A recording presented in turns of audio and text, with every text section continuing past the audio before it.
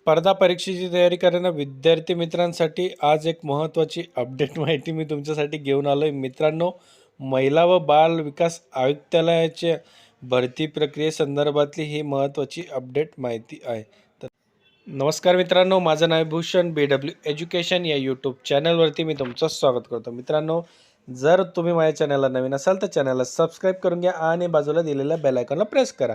म्हणजे मी अपलोड केलेल्या व्हिडिओची माहिती तुमच्यापर्यंत लवकरात लवकर पोहोचेल. आणि मित्रांनो, मी आपल्या प्रॉडक्ट सेक्शनमध्ये काही महत्त्वाच्या बुक्सची लिंक दिलेली आहे मित्रांनो, व इतर प्रॉडक्टसुद्धा दिले आहे.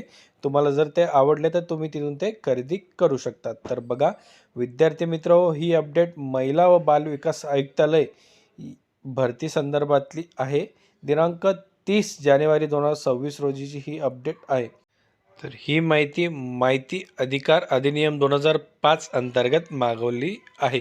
तर बघा, आपल्या संदर्भी अर्जाच्या अनुषंगाने आपणास कळवण्यात येते की महिला व बाल विकास विभागाकडील संरक्षण अधिकारी कनिष्ठ 17 पदांच्या भरती प्रक्रियेच्या अनुषंगाने या कार्यालयास प्राप्त प्राथमिक माहितीनुसार एकूण अर्जांची संख्या ही 11,816 एवढे ऑनलाईन अर्ज प्राप्त झाले आहे. सदर भरती प्रक्रिया सामाजिक आरक्षण व आरक्षण न्याय अर्जांची आकडेवारी माहिती या कार्यालयास अद्याप संकलित करण्यात आलेली नाही. तर बघा विद्यार्थी मित्र, दिनांक 30 जानेवारी 2026 रोजी महिला व बाल विकास विभागाची कनिष्ठ संरक्षण अधिकारी या पदाची ही परीक्षा झालेली होती. या पदासाठी तब्बल 11,816 एवढे अर्ज आलेले आहे मित्रांनो.